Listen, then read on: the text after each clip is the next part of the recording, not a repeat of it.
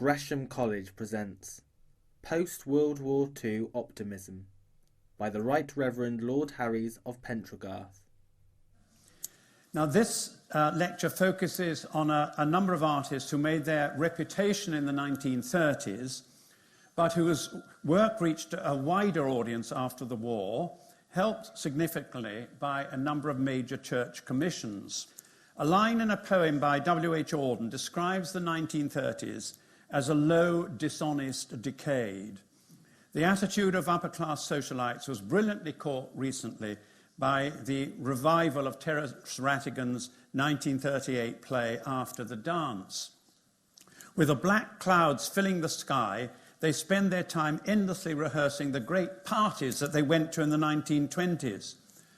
But even they begin to realize that something serious was occurring and that a personal response was going to be required. And World War II brought about that new seriousness, one which after the war was expressed amongst other things in the creation of the welfare state, which lasted until the end of the 1950s, that is, the new seriousness. In 1958, for example, there was a high watermark of people offering themselves for ordination in the Church of England.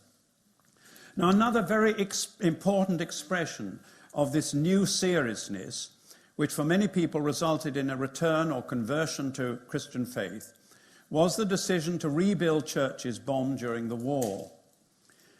Wren churches in the city, for example, those exquisite Wren churches, and above all, the rebuilding or the building of a new Coventry Cathedral, the epitome of this surge of new religious confidence. Designed by Basil Spence, it's been called the last of the medieval cathedrals because of its long nave looking up to the altar at the East End.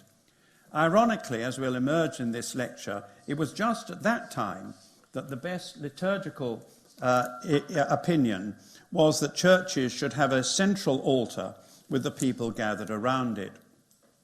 And that movement for liturgical renewal, however, has somewhat passed today. And Coventry Cathedral, old-fashioned in design though it may be, remains a highly impressive building. Artists who'd made their reputation with the avant-garde before World War I were called on by the church in the way they had not been before. Chagall, for example, for wonderful stained glass windows, and Epstein, whose work has already been considered. His new work for Coventry, more obviously accessible than his earlier work, Ecce Homo, sculpted in 1934-35, which aroused such antagonism at the time and which did not find a home until presented to Coventry Cathedral in 1969. Coventry Cathedral is, however, also associated with two somewhat younger artists, but who also made their reputation before the war, Graham Sutherland and John Piper, and who achieved wider fame after it, not least through their work for the cathedral. Graham Sutherland, born in 1903, died in 1980, was brought up in South London in a not entirely happy professional family, an experience which left its scars in the form of a certain insecurity. He left school early and went on as an engineering apprentice to the Midland Railway Works in Derby. Finding he was unsuitable for this, he left to study art for 5 years at Goldsmiths College. But his time in Derby gave him a feeling for the shape of machines, which remained with him throughout his artistic life. His early work was on lithographs, in which he was much influenced by Samuel Palmer. He was impressed by the way Palmer's strong emotion could transform the appearance of things. And Sutherland's lithographs sold. Indeed, although he only made serious money after the age of 50, he was lucky in always being able to sell at least some of his work to add to the money he earned by teaching at Chelsea Art College. And he was also particularly fortunate in having powerful patrons like Alan Clark, who very much believed in him and promoted his work. Taking up painting more seriously, he first found a distinctive style in 1934-39 in the Pembrokeshire landscape, and it's good that there is now a Sutherland gallery in Picton Castle near Haverfordwest, though the bulk of the work, I think, has been later donated has been transferred to the National Museum of Wales in Cardiff. Now, in Pembrokeshire, he was not interested in trying to represent the landscape in any realistic way, as you can see from here, nor was his method to sit down out of doors and paint. Rather, he liked to walk through the landscape, soaking himself in its forms and construction, until some aspect gave him a sense of intellectual and emotional excitement, which he took away with him. He became preoccupied with organic growth, and forms for him could catch the essence of a human figure. As he put it, the mysteriously intangible must be made immediate and tangible, and vice versa. This is called the Thorn Bush. In particular, he liked to stop and look at particular objects, a rock soaked by the sea, a gorse bush, a twig, or whatever. As he put it, an individual figurative detachment. Now, as far as his religious painting is concerned, it was above all thorns that became important to him, and they found a continuing place in his crucifixions. As he put it, while preserving their individual life in space, the thorns rearranged themselves and became something else, a sort of paraphrase of the crucifixion and the crucified head, the cruelty. Now, always interested in developments on the continent, we can see some influence of surrealism in his work, especially in his depictions of strange forms like this, inspired by nature, but going way beyond it. Indeed, some of his work appeared in an exhibition of surrealistic art. Many of these seem harsh to us. Indeed, he was accused of having a tragic sense of life. But as he put it, the artist can't avoid soaking up the implications of the apparent tragedy of 20th century civilization. Subconscious tragic pictures may be painted, and without necessarily having a tragic dimension. This is the crucifixion at St. Matthew's, Northampton. Graham Sutherland's wife was a Christian believer, and no doubt it was partly due to her influence, as well as that of a teacher and fellow lithographer, F.L. Griggs, that he became a Roman Catholic shortly before he was married. How deep did this go? Shortly before he died, he wrote, "Although I am by no means devout, as many people write of me, it is almost certainly an infinitely valuable support to all my actions and thoughts. Some might call my vision pantheistic. I'm certainly held by inner rhythms and order of nature, by the completeness of a master plan." For a long time, he was an observant Catholic, but he started suffering from claustrophobia when he was in church, and church going then did become more occasional. There is clearly some truth in his own account of his belief. As mentioned, he received inspiration from seeing a particular form in a landscape or object, such as a tree or a thorn bush, but this does not rule out his religious feeling being rather stronger than that earlier quotation might convey. Sutherland did a range of work, designing well-known posters and china, and during World War II he worked as a war artist, drawing bombed buildings. After the war, he found it difficult to return to his pre-war work, and it may have been the friendship and influence of Francis Bacon, a young and at that time much less well-known artist who was working on shocking crucifixion scenes, that helped to get him going again. Walter Hussey, whom we'll hear of again, had commissioned Henry Moore, about whom again I'll speak briefly in a minute, to do a Madonna and Child for his church in St. Matthew's, Northampton. And shortly after that, he suggested to Sutherland that he, Sutherland, did an Agony in the Garden, to which Sutherland replied, "One's ambition would be to do a crucifixion of a significant size. Would that be all right?" There was no deadline, and it was not long after this that the thorn concept grew in Sutherland's mind. For 2 years, he was to paint thorns with a passion and intensity, and he returned to them sporadically for many years after. They were, as mentioned, an image of cruelty, and they came to stand for the head of the crucified. It wasn't until 1946 that he really began to tackle this crucifixion scene, and it was the photos of the terribly emaciated bodies of people released from Belsen that impelled him finally. They reminded him of the body of Christ on the cross painted by Grunewald for the Eisenheim altarpiece, and his own image became a kind of symbol of the endless cruelty of humanity. Despite this, and the temptation to do something less naturalistic, he made a conscious decision to produce a work, as he put it, immediately intelligible and within the tradition. The work was a success. He started an enduring friendship with Hussey, who saw in Sutherland a deeply religious person, unsure of his faith, yet anxious to keep it. Now, having found success with this image, Sutherland continued to explore its artistic possibilities, and produced a number of crucifixions experimenting with different forms.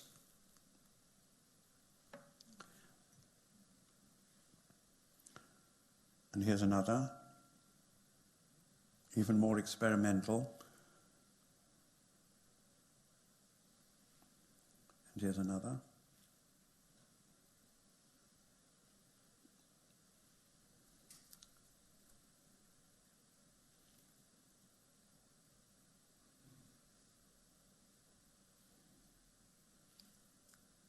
This time he also did a descent from the cross.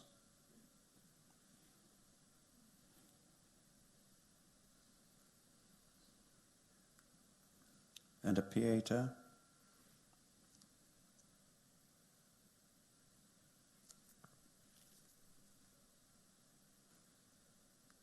And that's something rather different. Now, before coming to his most famous work in Coventry, I just note that Sutherland became increasingly successful as a portrait painter, and he himself famous, a fame which was magnified by a furious row he had with the Tate Gallery, and his association with well-known people, and in due course the fact that Sir Winston Churchill so disliked the portrait that Sutherland did of him that Lady Churchill destroyed it.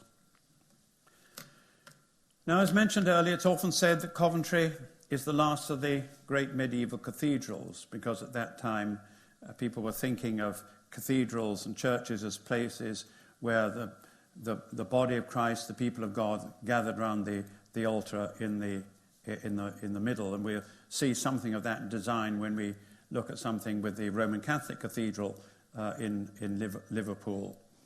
But in accordance with the old style, Sutherland was asked to design a giant tapestry behind the altar on the east wall, one which focused on the majesty of Christ as seen by the book of Revelation, with the four beasts of the Apocalypse at the corners and a small Christ crucified below. It was a major enterprise and involved on and off 10 years testing work. Sutherland had been looking at a great deal of religious art in the previous years. He was impressed, amongst other things, by the wonderful apse mosaic in Torcello on the Venetian lagoon, the Pantocrator in Greek churches, and the sculpture of the great French cathedrals. He wanted to convey something in the majesty and otherness which these works had, but also something which expressed the power and mystery of nature. The cathedral was finally finished and the tapestry unveiled in 1962. At the bottom of the tapestry, there's a close-up of the major figure. And at the bottom you can see a little crucifixion. And there's the close-up of the crucifixion. And in each of the corners there's a symbol of the four evangelists taken from the description of the beasts of the Apocalypse in the book of Revelation. There's the Lion of St. Mark, of course. And this is the ox of St. Matthew. This is the crucifixion done at St. Aidan, East Acton, because there are two other religious paintings in Sutherland which are well worth considering. The first is this crucifix, done at the invitation of the parish priest. His only commission for a Roman Catholic church, and this, some people might think, is the finest of his depictions on this theme. He got down to this in a single burst of activity at the beginning of 1963, but went back to make the colour bolder, having lunch every day with the parish priest, who sometimes saw Graham praying in church. And that's a close-up of the head.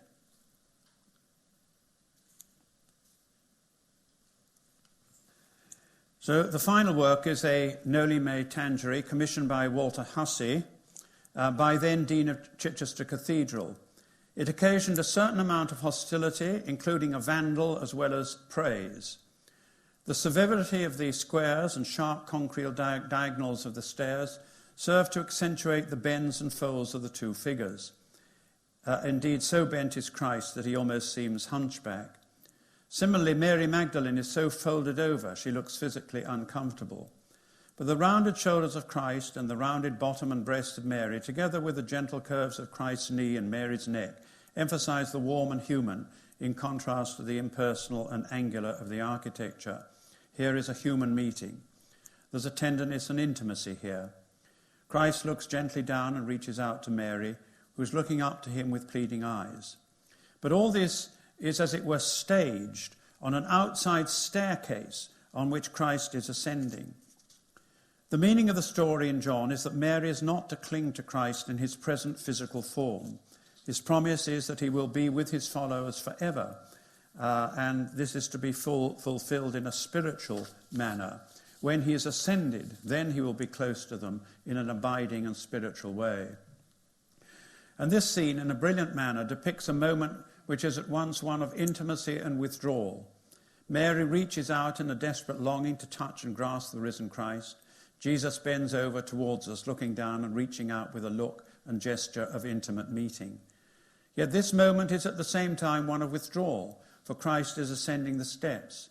His elongated body and leg, with foot dragging on the ground at the bottom of the stairs, his arms along the banister, finger pointing heavenwards, indicating movements towards the heavenly. Yet the heaven isn't just up there. The azure sky can also be seen, as it were, through the building. The ochre of the building and the blue of the sky, heaven, are not simply set one against the other. We can look through earth to see heaven in our midst, as well as up. And Christ, set against the sky behind the building, could just as much merge into and emerge from that as shoot into the heavens. Indeed, the palms behind him are almost rays of light, and the whole scene is bathed in the bright sunlight of eternity. Christ, in his old gardener's hat, has come amongst us as a human being, and a little keyhole at the bottom left of the picture could indicate as a sign through him into God. Christ meets Mary in a moment of intimate recognition, but this intimacy is at the same time his moment of withdrawal into heaven, beyond, behind, and within all things. He disappears into that background in order that he might be in our foreground in a new way, a spiritual presence in our hearts and minds.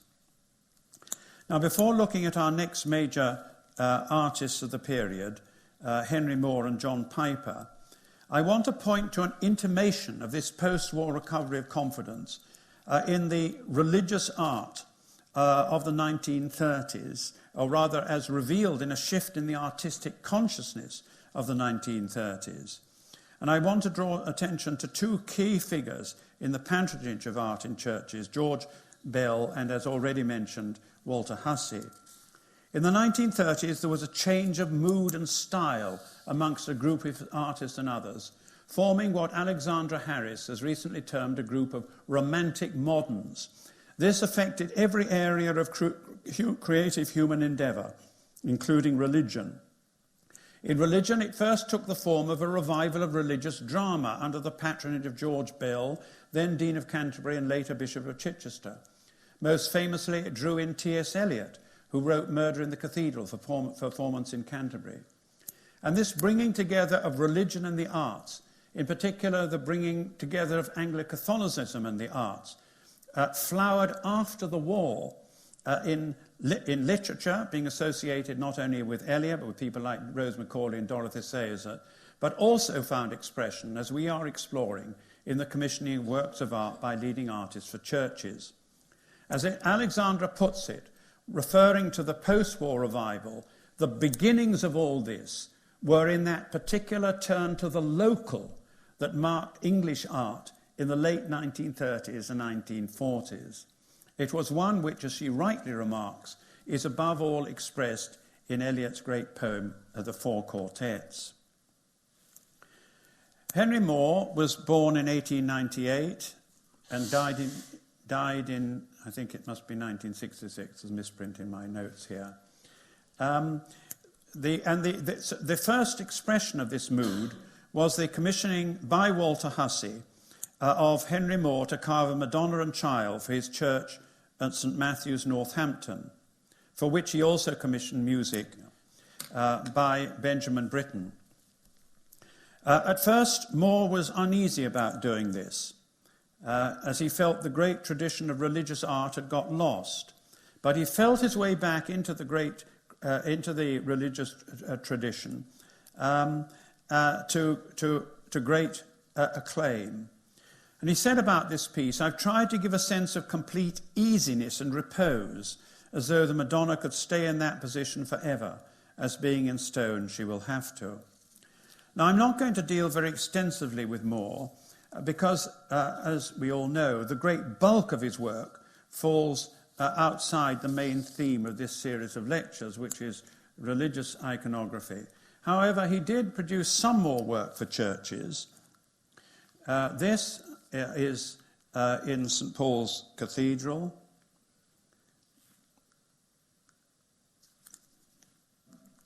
This is an altar for St Stephen's Walbrook, the church of Chadvara, the founder of the Samaritans.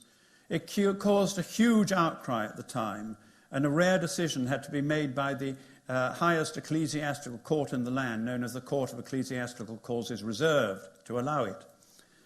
However, Moore is important for another reason, which we note in passing. The main body of his work, though not drawing on any obvious religious symbolism, is both widely appreciated and seems to have an innate spiritual quality. This is not unrelated to a remark by Moore himself. He once wrote, "Artists, in a way, are religious anyway. They have to be, if by religion one means believing that life has some significance and some meaning, which I think it has. An artist could not work without believing that." And that remark could, I think, be equally true of a number of contemporary artists who may or may not have any orthodox religious faith, but whose work seems, though they have very different styles, to have some kind of profound spiritual significance. And I would think of Mark Wallander, Anthony Gormley, Bill Viola, and Anselm Kiefer, for a start. Now, Walter Hussey not only commissioned Henry Moore and Graham Sutherland when he was vicar in Northampton. When he became Dean of Chichester, he commissioned Sutherland again, Chagall, and Cecil Collins, all of whom I've mentioned in previous lectures, and John Piper, whom we've not considered before, whom I now move on to. John Piper was born in 1903 and died in 1989. In the mid-1930s, John Piper was one of the leading British modernists. He was elected to the exclusive 7 and 5 club, 7 painters and 5 sculptors, whose criterion for admission and continued membership was abstract, severely abstract, and only abstract art. Yet as the 30s progressed, he moved gradually and then definitely away from this international modernism. And his post-war reputation rests on a very different kind of work and a different style. He was not alone in this. As already mentioned, Alexandra Harris showed in her book Romantic Moderns that he was just one of a group that rediscovered a native tradition and a native style. And this, as she shows us most interestingly, covered not just the high arts, but garden design, cooking, and other activities. Now, there are, of course, explanations for this change of mood, which affected a whole generation. But my concern is with John Piper's personal switch. What is clear is that in addition to the change of mood of the time in which he was living, there were certain experiences and interests that went into him very early and which went in very deep and which emerged to shape his whole postmodernist oeuvre.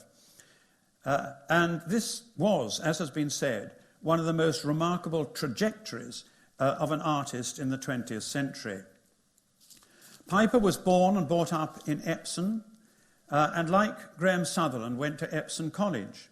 He early wanted to be an artist, but his father wanted him to qualify first as a solicitor. He did his best to resist, but when his elder brother Charles, who was going into his father's firm, was killed in the war, John felt he had no alternative but to conform. However, when his father died 5 years later, he felt released from this obligation, and he went first to Richmond School of Art and then the Royal College.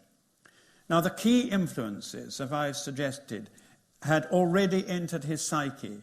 First, a love of places in all their particularity, and with this, a love of guidebooks about them. On his 10th birthday, he was given a guidebook to the county of Kent, and his earliest drawings are copies of the vignettes in this guide. He cycled round the countryside with his father, developing an interest in both architecture and archaeology. At 16, he wrote his first article for the Architectural Journal, and at 17 became secretary of the Wiltshire Archaeological Society. He made his first visit to France at the age of 10, which not only sparked an interest in French painting, but was when he had his first visit to Notre Dame. And as he said, I still remember a thrilling shock at the first sight of the stained glass. Later in life, he was to say it was through copying a small 13th century piece of glass that he learnt more about colour than he learnt before or since. Another early influence was William Blake, not least his saying, "Shall painting be confined to the sordid drudgery of facsimile representation of merely mortal and perishing substances, and not be, as poetry and music are, elevated to its own proper sphere of invention and visionary conception?"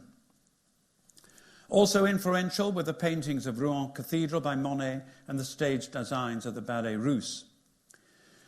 After a very short-lived marriage to a fellow art student, John and a girl called Mivanwe fell in love, married, and lived the rest of their lives at Fawley Bottom farmhouse in the heart of the beautiful Chilterns near Henley. Mivanwe was a significant figure in her own right, as well as a big support for and influence on John. And it's absolutely right that Francis Spalding's important book, should treat both John and Mivanwe together. Mivanwe was an Oxford graduate. She edited the pioneering modernist magazine Axis, wrote librettos for Benjamin Britten's operas, was a highly perceptive critic and reviewer, and kept a wonderful house, always full of interesting visitors, for whom she cooked innovative and beautiful food. Their life was full and ebullient, and all the while, John's work took many forms, from popular designs to major opera sets.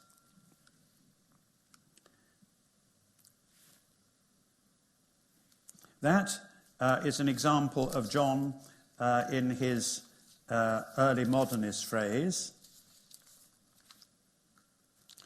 And that's when he's begun to turn to looking at other things. This is the slopes of Glydafar in North Wales.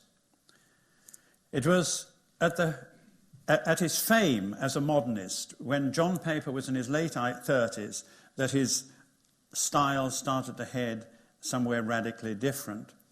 Partly it was because he felt that severely abstract art had nowhere else to go, that this particular seam had been exhausted, or, to use the word he used, was undernourished. But above all, it was the emergence of his early, most fundamental experience, his love for the distinctiveness of particular places. He began to be excited by painters like Cotman, Samuel Palmer and Turner. And at this time he began photographing Romanesque carvings and was drawn especially to paint the sea and mountains of the mountains of North Wales, which remained hugely important to him for the rest of his life. He was commissioned to do paintings of famous country houses. And also a series of views of Windsor Castle. There's another country house.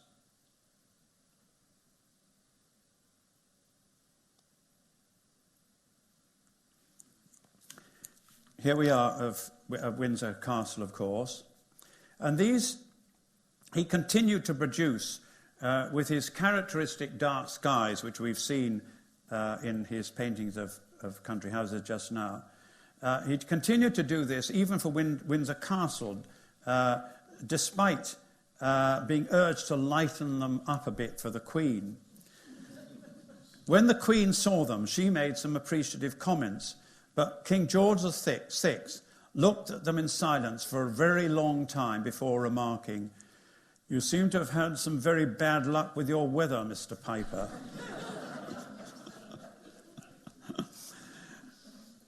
Although John Piper made a radical change of direction in his artistic style, it is important to stress that he was not a representational artist.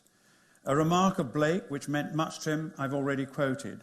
He also much admired a remark of Pissarro to his son. "I am more than ever for the impression through memory. It renders less the object, vulgarity disappears, leaving only the undulations of the truth that was glimpsed and felt." As Francis Spalding puts it, because his work is culturally conceived and carefully observed, we find him searching for the new while fully conscious of the tradition. During World War II, Piper, like Moore and Spencer, became a war artist, focusing particularly on bomb buildings. It was at this time that he drew the bombed Coventry Cathedral. And this scene became iconic, this bombed Coventry Cathedral, and we can see why. This is Oundle School Chapel windows. During the war, as already mentioned, the Perceptive Vicar of St Matthew's, Northampton, commissioned work from both Henry Moore and Graham Sutherland for his church. This led in due course to Piper being commissioned on the recommendation and prompting of John Betjeman to design some new stained glass windows for the chapel of Oundle School. Taking the theme of the great New Testament images of Jesus as the vine, the bread of life, the judge, and so on, he produced windows of strong colour and line, which clearly owed much to the 13th century windows he'd so much admired, as well as the elongated figures of Romanesque and early Gothic sculpture. The windows were judged a great success, and this set the scene for a final triumphant phase of Piper's career. Working with Patrick Rentians, who often made important contributions to the work, he then produced windows for Eton and numerous other churches. John Betjeman, a good friend, was a very devout Anglo-Catholic.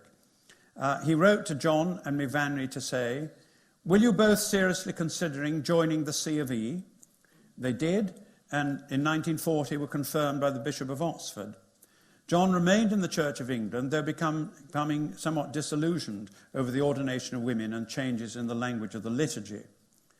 After the war, Piper played a key role, not only in designing windows for churches, but saving churches from inappropriate alteration or conservation.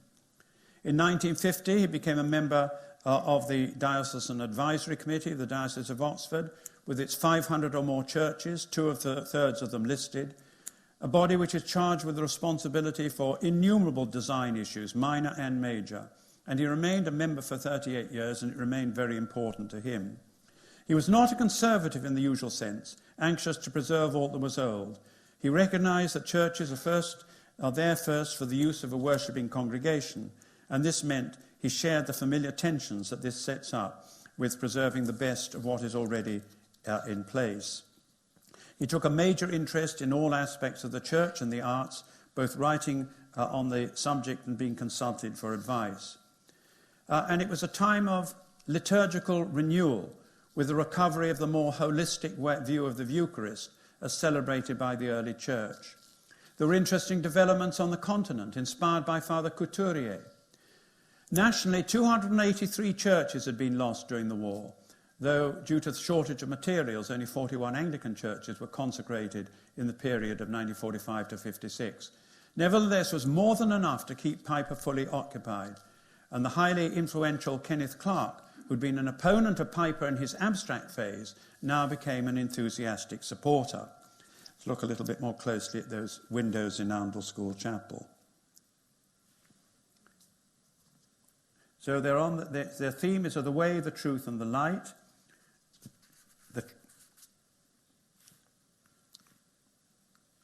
And the true vine, the living bread, and the water of life.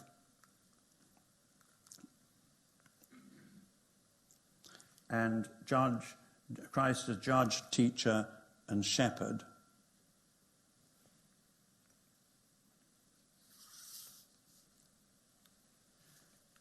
Now this, of course, you will recognise as the Baptistry window in Coventry Cathedral. And of Piper's post-war work, the best known is this window. It's a major piece of work, 85 feet by 65 feet. Took 5 years to produce. And moving away from the idea of detailed iconography, the great burst of life surrounded by vibrant colours, it was at the time and is now regarded as a great success. And there's another slightly different view of it, I hope.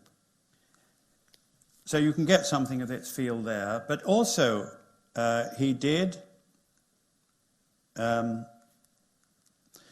this is the lantern of Liverpool's Roman Catholic Cathedral. I mentioned before that the cathedral at the time, which rarely reflected the insights of liturgical scholars, was Liverpool's Roman Catholic Cathedral in the round, nicknamed locally, of course, Paddy's Wigwam, with the altar in the centre and people gathered around it. And this is the lantern above the centre of that circle that Piper did. Piper's work was not confined to stained glass. Walter Hussey, who had become Dean of Chichester and who had commissioned glass by Chagall and a painting by Sutherland, commissioned Piper to do a large tapestry for the altar. Following the advice of a clergyman friend whom he much respected, this is a symbolic rendering of the Holy Trinity.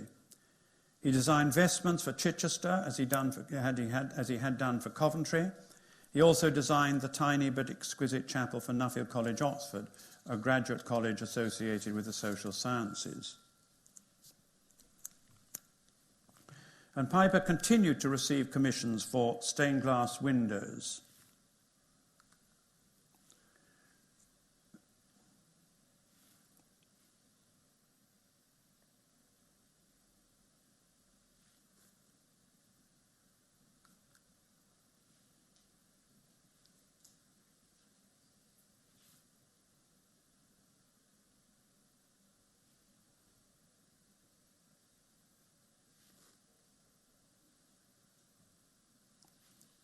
That's the Light of the World, Robinson College at Cambridge. He also did a mosaic, but this one is the Benjamin Britten Memorial window in Aldeburgh, The Return of the Prodigal. Not a very good slide, I'm afraid, but it was the best I could get. And the Burning Fiery Furnace, get part of the same window.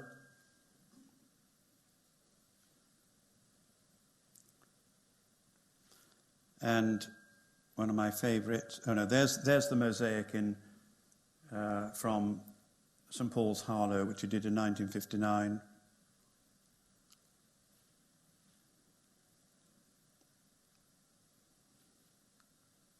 That's one of my favourite Piper windows, which is in the church at Iffley, just outside Oxford, based on a Christmas carol and a medieval mural about which Mivanwi had written.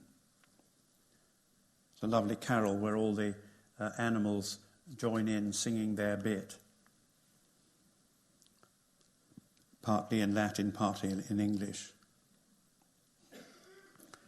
I think that's Piper at his best, with his extraordinary rich and deep colouring together with the accessibility of the imagery, but not in any kind of stale way. And there's a close-up of it.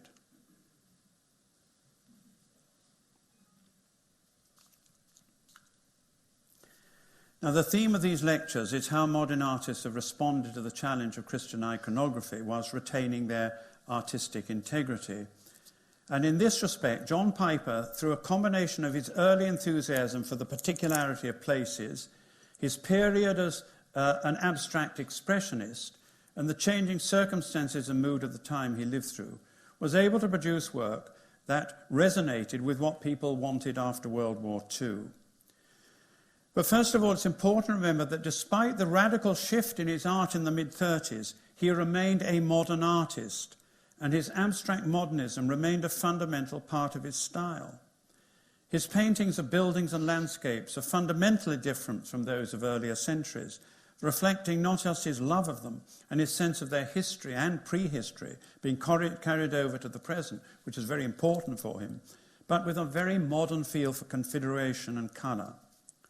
Above all, we can see how in his work in stained glass, his love of colour and his use of abstract or semi-abstract forms, which owe something to the 13th century, which he loved, come together with his modernism. And in this way, his modernism came into its own in a way which was both entirely natural to the medium and which made him so accessible to the public. We come now to the final artist I'm considering today, Carrie Richards, born in 1903 and died in 1971. Carrie Richards was born in a village near Swansea into a highly cultured working-class home. His father ran one of the finest male voice choirs in Wales, and all the family were taught musical instruments. His father, a devout chapel-goer, wrote poetry in both Welsh and English. There was no tradition of the visual arts in this Puritan home, but when Carrie showed an interest and aptitude, his parents were thoroughly supportive. Carrie had begun work as an apprentice electrician, but also took art classes, won a scholarship to the Royal College of Art in 1924. Inspired by modernism on the continent, he was particularly influenced by the later Matisse, who, as has been written, opened a door for him into a room of his own. His work very much belongs to that period of later modernism, but reflecting always Carrie's interest in music and an interaction with the poems of Dylan Thomas and Vernon Watkins. His work appears in the Tate and other major collections. And his major church work is in the Sacrament of Liverpool's Roman Catholic Cathedral. There you get a view of the cathedral, of the chapel as a whole. It's clearly a modern design, but you can see there how both the light from the windows and the abstract design over the altar seem to hold together. And there's another view of it, and again you can see how that seems to work with the windows and the painting behind the altar.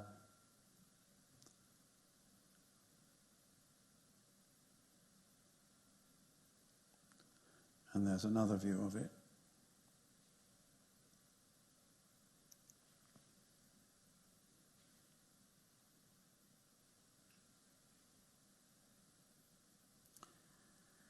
And here's another painting of Carrie Richards, which is the Separate Emmaus.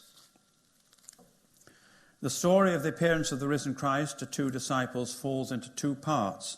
The first is the actual journey on the road to Emmaus, when Christ expounded the Hebrew scriptures to them. The second part of the story concerns the actual supper, particularly the moment when the two disciples recognized the stranger to be Christ. Now, at the time of the Counter-Reformation, when the Eucharist was to become subject to renewed attention and dispute, this scene became particularly popular amongst Christian artists, particularly of the Counter-Reformation. Now, a famous example, which many will know, is the painting by Caravaggio. Now, this modern rendering by Carrie Richards is in its way no less striking. Commissioned by the Junior Common Room of St Edmund College, Oxford, as a part of a competition amongst major artists of the time, it was put in the chapel to celebrate the transition of the hall to a recognised college of the university. It was very well received at the time, receiving good reviews in both the Sunday Times and the Observer, and it continues to arouse appreciation today. Luke records that their eyes were opened and they recognised him, and he vanished out of their sight. And it's this moment of recognition which was most dramatically caught by Caravaggio and his great shaft of light across the picture and the startled faces of the disciples. In Carrie Richards' portrayal, Christ is seated against a great yellow cross of light, which at once outlines him and allows him to melt into it. In the Sacrament Chapel in the Roman Catholic Cathedral in Liverpool, which we've just been looking at, both in the painting behind the altar and in the glass, yellow light plays a crucial role. And in this painting again, the light is crucial. Here it's not shining on Christ, but behind him, forming the background out of which he emerges, the light of eternity in which he's momentarily figured as a human face and form. And the two disciples react to the revelation of Christ in very different ways. One rises awkwardly, pushing the chair aside. The other, seated at the side of the table, is disturbed but uncomprehending.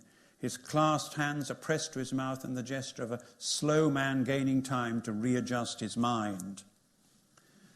It's a powerful icon in which the sudden apprehension of one disciple and the delayed recognition of the other are visually depicted, and both they're juxtaposed.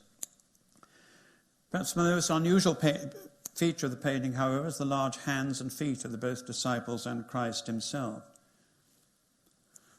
Narrowed wrists and ankles make them unusually prominent. The moment of recognition of the risen Christ is also the moment of realization.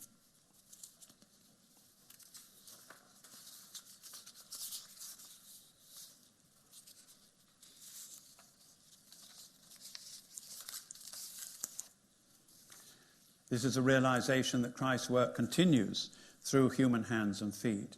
The hand that raises to bless and teach is a hand that will henceforth work through these large, ungainly, yet beautiful extremities of flesh and blood. As has been written, it is the imaginative centrifugal movement of the hands and feet that serves to interrelate the figures and gives them a buoyancy, half suggestive of resurrection. Christ in his risen body gives them the blessed bread, his body broken for humanity, that they might become his risen body in the world. For all information, please visit www.gresham.ac.uk.